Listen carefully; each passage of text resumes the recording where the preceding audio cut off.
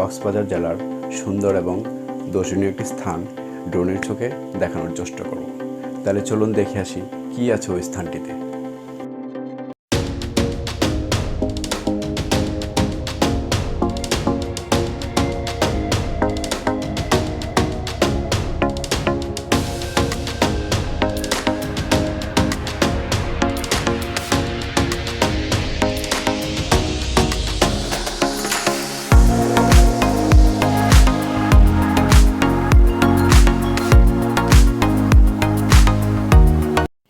চলে আসলাম আমাদের কাঙ্ক্ষিত স্থানটিতে। এখন আমরা ড্রোন রেডি করছি। এই জায়গার আমরা ড্রোন দিয়ে আর ভিডিও শ্যুট নেব। তাই এখন আমরা ড্রোনটা আকাশে ফ্লাই করব। উপরে ফ্লাই করে দেখানোর চেষ্টা করব এটার চারপাশটা। তাহলে চলুন দেখতে থাকুন। এটি কক্সবাজার শহর থেকে প্রায় 18 কিলোমিটার দক্ষিণে উখিয়ার রেজু খাল ঘেঁষে গোয়ালিয়া ঢালা। অ্যাডভেঞ্চার প্রিয় আর ভ্রমণ পিপাসীদের জন্য পাহাড় আর সপিল সড়কের মিলনে এখানে মিলবে এক রোমাঞ্চকর অভিজ্ঞতা। মেরিন ড্রাইভ হয়ে দক্ষিণে রেজুকাল সেতু পর্যন্ত পৌঁছালে চোখে পড়বে গোয়ালিয়া সড়ক। সেখান থেকে পায়ে সামান্য হাঁটলে গোয়ালিয়া ঢালা। ভ্রমণ পিপাসুদের কাছে স্থানটি গোয়ালিয়া পার্ক বা মিনি বান্দরবন নামে পরিচিত পেলেও স্থানীয়রা রূপসী গোয়ালিয়া নামেই জানেন। পাহাড়ের মাছ দিয়ে এগিয়েছে আঁকাবাঁকা রাস্তা, দুপাশে সবুজের সমারোহ। পাহাড়, সবুজ আর সড়কের মিতালি যেন এক রোমাঞ্চকর ভ্রমণের নৈসর্গিক মেলবন্ধন তৈরি করেছে পর্যটকদের কাছে। এই স্থানটি সম্পর্কে আমি যতটুকু জানতে পেরেছি তা আপনাদেরকে জানানোর চেষ্টা করব এবং দেখানোর চেষ্টা করব। নিরিবিলি পরিবেশ আর প্রাণ খোলা স্নিগ্ধ বাতাসের আস্বাদনীতে যান্ত্রিক জীবনকে কয়েকদিনের ছুটি দিয়ে প্রায় প্রতিদিনই দূর দূরান্ত থেকে আসছেন পর্যটকরা। নির্ভেজাল ও সম্পূর্ণ প্রাকৃতিক পরিবেশে নিজেকে মেলে ধরতে চাইলে রূপসী গোয়ালিয়ার কোনো বিকল্প নেই। প্রাকৃতিক গঠনের কারণে এখানে যোগাযোগ ব্যবস্থা একসময় বেশ নাজুক ছিল। পাহাড় বেষ্টিত গোয়ালিয়া ভৌগোলিক গঠন ও গণতন্ত্রকে স্বতন্ত্র বৈশিষ্ট্য দিয়েছে।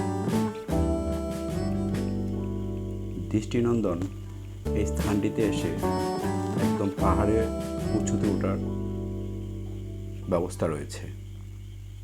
একদম পাহাড়ে চড়া ওঠার পর সেখান থেকে এটার চারপাশটা এত সুন্দরভাবে অনুভব করা যায়, এত সুন্দরভাবে এটাকে উপলব্ধি করা যায় যা বলে বোঝানোর মতো নয়। এটার চারপাশে কিছু কিছু জায়গা রয়েছে পানের বাগান। একদম উঁচুতে ওঠার পর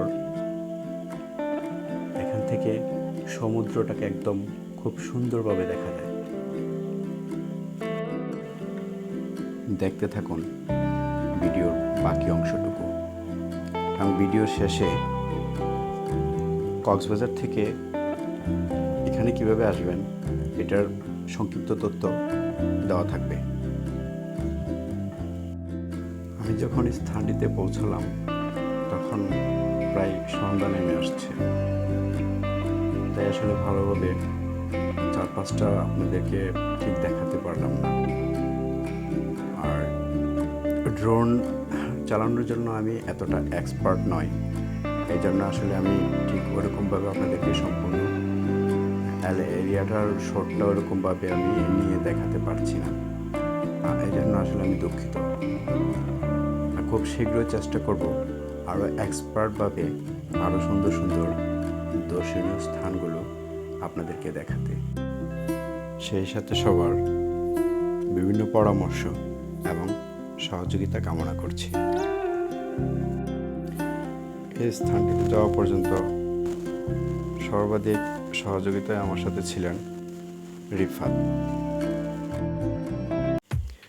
এখানে ছোটোখাটো কয়েকটা দোকানপাটও রয়েছে। রয়েছে একটি জুস বার, কোল্ড ড্রিঙ্কস, চায়ের ব্যবস্থা আছে ট্যুরিস্টদের জন্য। যেভাবে আসতে পারবেন ট্যুরিস্টগণ এই স্থানটিতে, কক্সবাজার শহরের কলাতলি থেকে সিএনজি এবং অটোরিকশা পাওয়া যায়। সিএনজি জনপ্রতি 60 টাকা এবং অটোরিকশা 35 থেকে 40 টাকা নেবে। ওদেরকে বললে সুন্দরভাবে এই স্থানটিতে আপনাকে নিয়ে আসবে।